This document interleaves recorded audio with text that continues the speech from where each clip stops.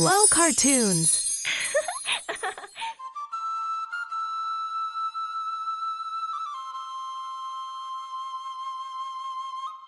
ඔන්න ඉතින් කුඹුරු වැඩ කරමින් ජීවත් වන මිනිසුන් සිටින ගම්මානයක් තිබුණා. මේ ගමේ අලුතින් විවාහ වූ යුවළක් සිටියා. සැමියාගේ නම හීම්බණ්ඩා. බිරිඳගේ නම ලොකුමැණිකේ. මේ දෙන්න මේ කඩිමුඩිය යන්නේ ගමේ වැඩිම ඉඩම් ප්‍රමාණයක් හිමි දියෝනිස් මුදලාලිගේ ගෙදරටයි.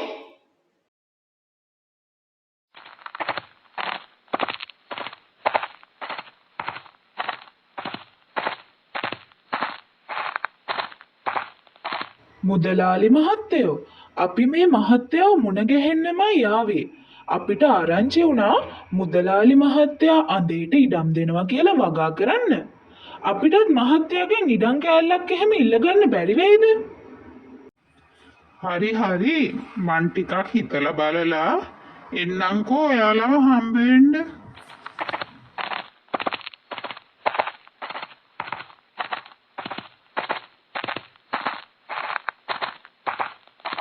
එනම් මේ පාරත් මගේ අතමිට සරු වෙන්නයි යන්නේ.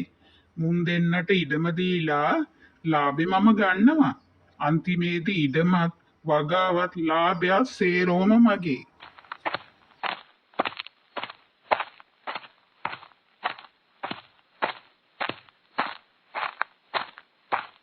හීම්බණ්ඩරාලේ, ඔයාගේ යෝජනාවට මම කැමතියි. කැලෑව ළඟ තියෙන ඉඩම් කෑල්ල වගා කරන්න පුළුවන් වෙයි. වගා කරලා අස්සන්න මට දෙන්න ඕනේ. කාලයක් යනකොට ඉඩම් කෑල්ල ඔයට ලියලා දෙන්න පුළුවන්. දැනට මං ජීවත් වෙන්න කීයක් හරි හැමදාම ඔයාලට දෙන්නම්කෝ. කොහොම හරි අපේ හීම්බණ්ඩරාලා ඉඩම මැද්දේ ලෑලි මැටි එකතු කරගෙන පුංචි පැලක් කටවගත්තා. මෙයාලා මේ පැලේ ජීවත් වෙන ගමන් ඉඩමේ වගා කළා. හාමිනේ අපේ හීම්බණ්ඩරාලට උදව් කරා.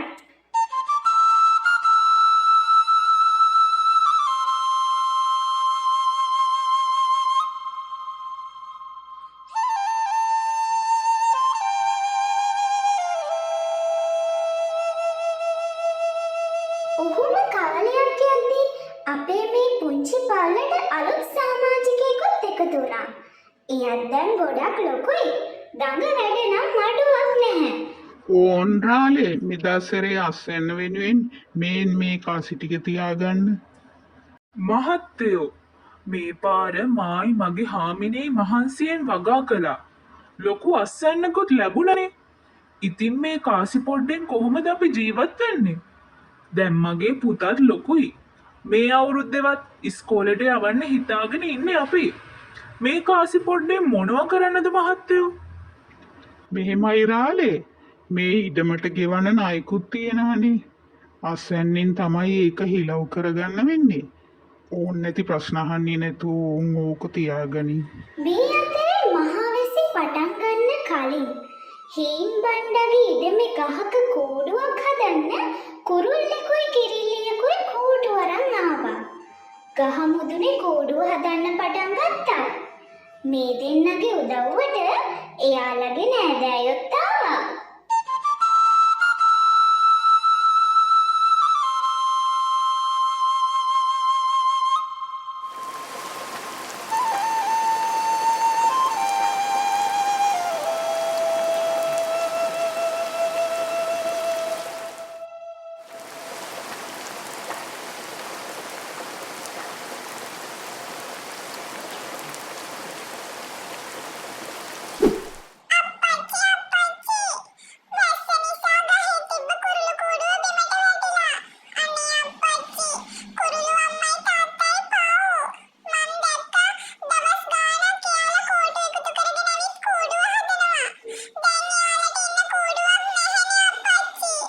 දුක් වෙන්න එපාමයි පුතේ.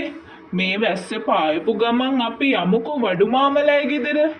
ගිහින් අපි දෙන්න එකතු වෙලා කුරුළු කූඩුවක් හදලා ගෙනල්ලා එල්ලමු. එතකොට කුරුළු අම්මටයි තාත්තටයි කූඩුවක් තියෙනවනේ.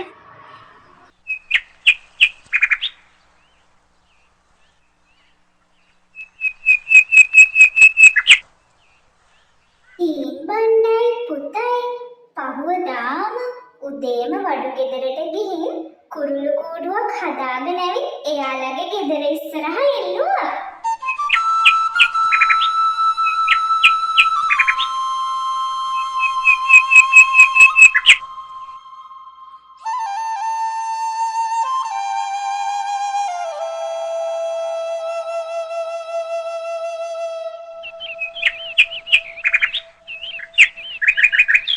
දැන් අපේ කුරුළු පවුලේ සමාජිකයෝ ගොඩයි. මෙහෙම කාලය ගෙවෙද්දී දියෝනිස් මුදලාලිගේ කපටිකම් නිසා හීන් බණ්ඩගේ පවුල අන්ත දුක්ඛිත තත්ත්වයට මැද වැටුණා.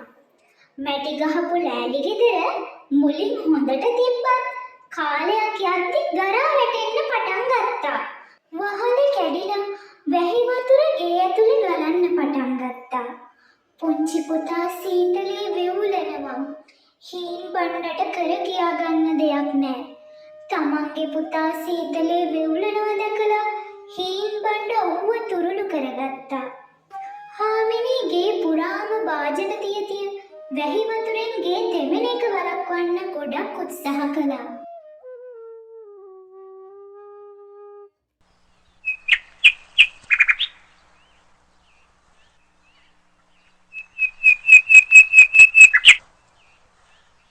දැන් අරුම් මගේ ඉඩමට ඇවිත් අවුරුදු ගණනාවක්ම වුණා. තාවත් නම් හිටියොත් උන්ටම දෙන්න වෙනවා මගේ ඉඩම. ඕකුන්ව අදම මම එලවලට දානවා. එතකොට මේ කන්නේ අස්වැන්නත් මට ගන්න පුළුවන්නේ. මේ දැන් මම යනවා ඕකුන්ව පන්නලාම දානවා.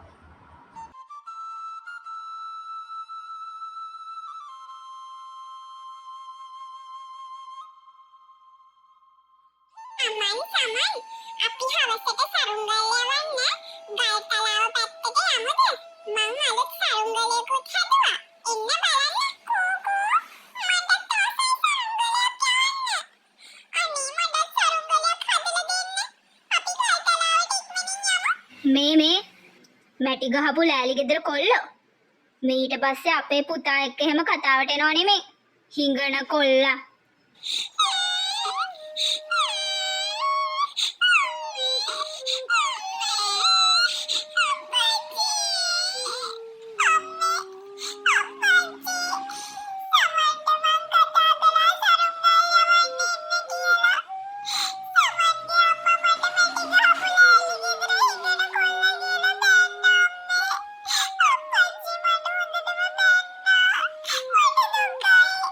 අනේ මගේ පුතේ ඔයා නාන්න ඉන්නකෝ බලන්න මහත්තයෝ අපට ගියක් නැති නිසා මිනිස්සු අපහාස කරනවා.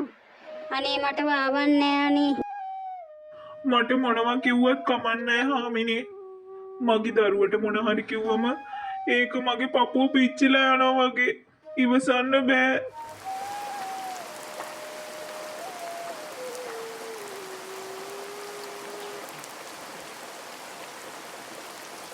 කොහොමේ හිම්බණ්ඩා දැන් ඉඩමෙන් යන්න කාලේ හරි මට මගේ ඉඩම ඕනේ. ඇයි මුදලාලි? අපි අවුරුදු ගණනාවක් තිස්සේ ඉඩමේ ණයයි පොලියයි සේරම බේරුවානේ.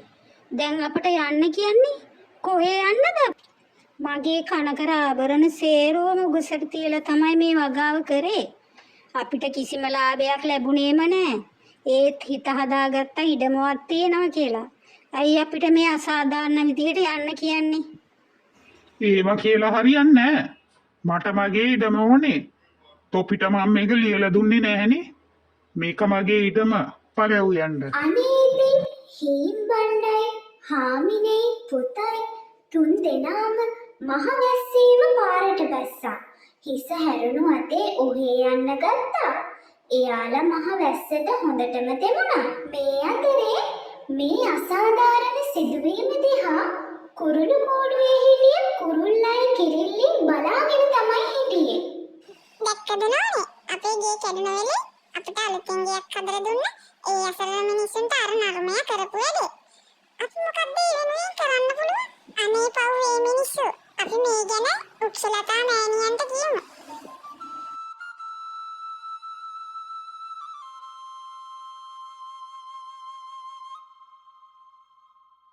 වෘක්ෂලතා මෑණියනි, වෘක්ෂලතා මෑණියනි. ඔබතුමී සිටිනවද? අප ඉදිරියට පැමිණෙන්න. අපට ඔබට දෙයක් පැවසීමට තිබෙනවා.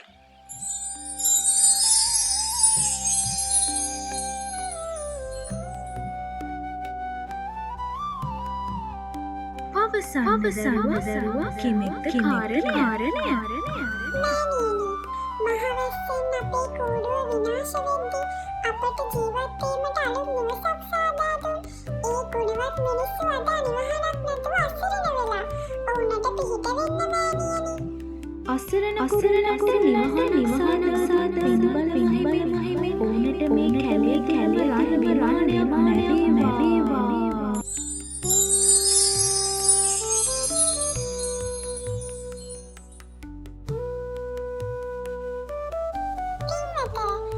ඔබගේ හොඳ ගතිගුණ නිසා ඔබ වෙනුවෙන් කලාවතර රන් විමානයක් පහළ වී ඇත. පැමිණෙන්න මා සමග.